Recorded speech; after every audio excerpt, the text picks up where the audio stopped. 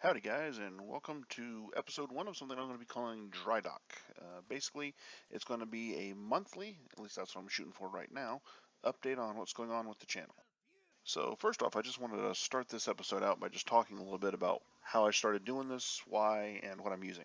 I'd honestly been thinking about making videos for YouTube for probably about 6 months, but I had never really taken the plunge and given it a shot. And then I saw Jingles, who's another YouTuber. He had a contest celebrating his 500,000 subscribers where he encouraged people to go ahead and try their hand at making videos. And I didn't get around to doing it because um, I'm terrible at the game and I wasn't prepared for it basically. But I took his recommendations for what he used as far as recording and what he got started with making his movies, and combined with some encouragement from my wife, well, a lot of encouragement from my wife, I took the plunge and started making videos. So as for what I'm using right now, I'm using Shadowplay, NVIDIA Shadowplay, to do all the video capture because it doesn't seem to have any kind of performance hit, which is really impressive actually. I'm able to record in 1080p 60 frames per second, and I don't have to deal with any kind of frame drops. I still get a pretty rock solid 60 frames per second. And I'm using Windows Movie Maker, which is not so good. It will make a movie, but as far as any kind of advanced effects, any kind of advanced editing abilities, it's just non-existent. For audio, I was using Windows Movie Maker's ability to record narration, but editing video and audio in Windows Movie Maker is just terrible, especially the audio track. So I've moved over to using Audacity to record my audio. And as you can tell, I'm not using the greatest microphone, just the one that comes with my headset. So that's what I'm using right now. I've kind of got my eye on better editing software, maybe a better microphone somewhere down the line. We're going to have to see if I'm going to do any more with this, because right now it's mostly a hobby. I'm not trying to make a fortune doing this. All right, so what's the schedule going to look like for about the next month? Unfortunately, I'm working an outage at my job, which means I'm working 7/12s, which means my time for actually playing video games and editing video and everything else is going to be severely curtailed. So for the foreseeable future, it's going to be pretty slim. Sorry, I got to pay the bills, so that's how it is. I eventually want to get to the point where I'm putting out about 2 to 3 videos a week is my goal. I don't know how realistic that is, given the time it takes to edit it, plus getting the material together, but that is eventually what I'd like to be doing. So what's the future going to look like? Well, first off, I'm going to need y'all's help.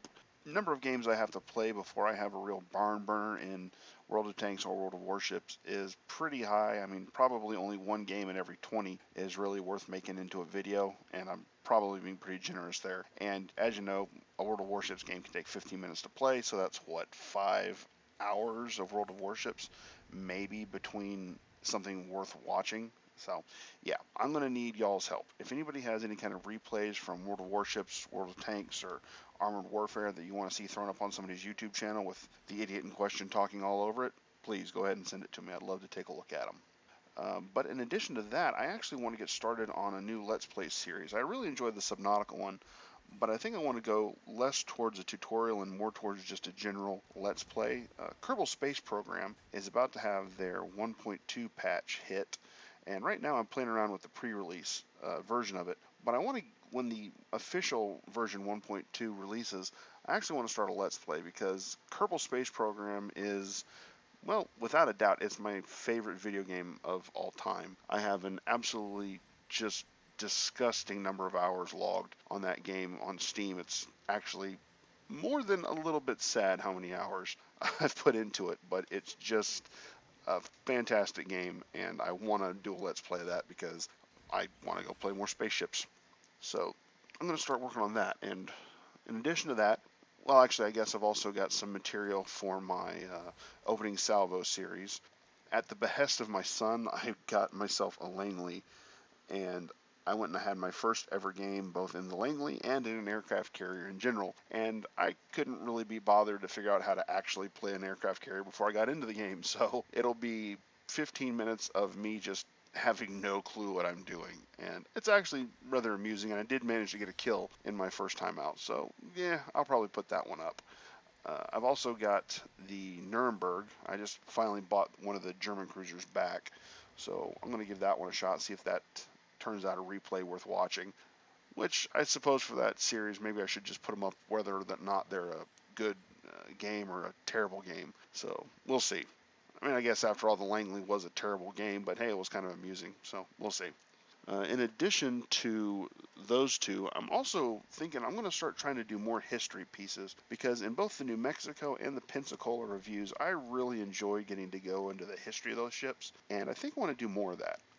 Right now, I'm working kind of on the pre-production of a Colorado review, a Mahan review, trying to get some of that historical context together. And I've decided to go ahead and make a series of historical videos. I'm going to start off with United States naval anti-aircraft weapons, and I'm going to see where it leads. I'm kind of thinking I might want to do the Japanese anti-aircraft and then the German anti-aircraft, and then maybe take a look at torpedoes or guns or just whatever might catch my attention. I'm kind of excited about doing that series. So hopefully I will put that together and have something out towards the end of this week, maybe. I'm cautiously optimistic since I've got the script written. It's just a matter of actually assembling all the pictures, and hopefully I can find some video that I can use and start putting it all together. So I'm pretty excited about doing that.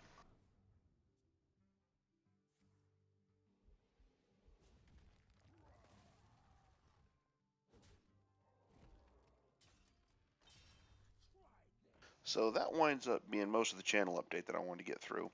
But, well, this game of Hearthstone was actually pretty good, so I'm going to let it play. I originally thought I might be adding some Hearthstone content to the channel just because I've been playing Hearthstone for quite a while and I enjoy it. But really, I don't play Hearthstone on my PC that much. It's almost entirely a mobile game for me, so I don't know, maybe I need to figure out how to capture mobile video on my phone. The YouTube gaming app seems to indicate that I can do that, but I haven't ever tried it out, so well, maybe we'll see. How are things going to World of Warships? Well, I'm playing a lot of the Colorado, and I'm just not gelling with it yet. The Colorado plays a lot like the love child of the New Mexico and the New York. You've got a lot of the New Mexico's good features, good solid AA, excellent armor, decently tight turning radius, but then you've got a lot of the New York's features, which are mainly the absolutely terrible gun dispersion. And I'm not ready to say that the Colorado's gun dispersion is really any worse than the New Mexico's, because the New Mexico has 12 guns to the Colorado's 8. So the New Mexico, even if you've got terrible dispersion, you're throwing enough shots out there that you're going to land something if your aim is good. Whereas the Colorado, with only 8 guns, you can see those really bad volleys where you wind up bracketing your target and they don't hit very well. So yeah, I'm not in love with the Colorado. It's not as bad as a lot of people were saying. I was expecting to kind of hate it, but it's been okay so far. I'm not hating playing it. I'm also playing the Mahan a lot, or Mahan. Is it Mahan? I think it's Mahan. But I've been playing that one a lot, and really, it's an American destroyer. Once you hit the Farragut at tier 6, they're pretty much the exact same ship all the way up to tier 10. They keep getting a little bit better in all their respects, but they're pretty much the same ship. The big difference between the Mahan and the Farragut is that the Mahan has an extra torpedo launcher. The rear torpedo launcher is split up into two. One's on the port side, one's on the starboard. So you have the exact same number of torpedoes you can put over the side, but if you can turn the ship around 180 degrees, you got 4 more you can launch, which is not really that helpful if you're trying to engage a target, because when they first see those first 8 torpedoes coming, they're going to start to maneuver, and I don't care how fast you get turned around, you're not going to have any kind of good bearing on where to fire those next 4. I've been trying to see if I couldn't essentially kind of like cross drop on somebody with them, and it's just not working. Not to say that Mahan's bad. I actually, and oh, there are people that are going to just jump all over me about this, but I actually kind of almost like the Mahan better than the Farragut. I mean, the Farragut's really good, and I am hating myself for getting rid of it right now, because the only thing I can play in ranked is my Pensacola or my New Mexico, and the metagame right now in World of Warships is basically cruisers getting murdered while destroyers and battleships duke it out. Yeah, the Mahan, the big thing about the Mahan for me is that it has much better gun arcs. You still got 2 turrets at the front, 2 turrets at the back, or, well, actually, they're mounts, they're not turrets. But you got 2 mounts at the front, 2 mounts at the back, and then the 1 mount in the middle. On the Farragut, it's snugged up against the forward superstructure, so it doesn't have a very good arc forward. Well, on the Mahan, sorry, it's on the Mahan, it's actually pushed back towards the rear superstructure, so you can get all 5 of the Mahan's guns firing forward at a pretty good arc, much better than the Farragut. You really had to turn the Farragut pretty broadside to get all 5 guns in action, but you can have the Mahan argue angled at about 50, 60 degrees at least. Actually, maybe more than that. Maybe more like 70 degrees, and you can still be getting all your guns on target, which is very nice. I like that a lot. So those two ships are a lot of fun. Still playing the Kirov, and I'm starting to love the Kirov. I like a lot of those Russian ships. The Bogatyr, obviously, I took the name, and the Kirov are both a lot of fun. I like those ships. So I'm kind of eager to keep on moving down the Russian line. And I'm getting into the German line, and I still haven't taken the Nuremberg out. I've owned it for almost 48 hours now, and I still haven't played it. It's weird, you know, two turrets at the back, one turret at the front. The last ship that was set up like that was the Miyogi, and the Miyogi killed Japanese battleships for me.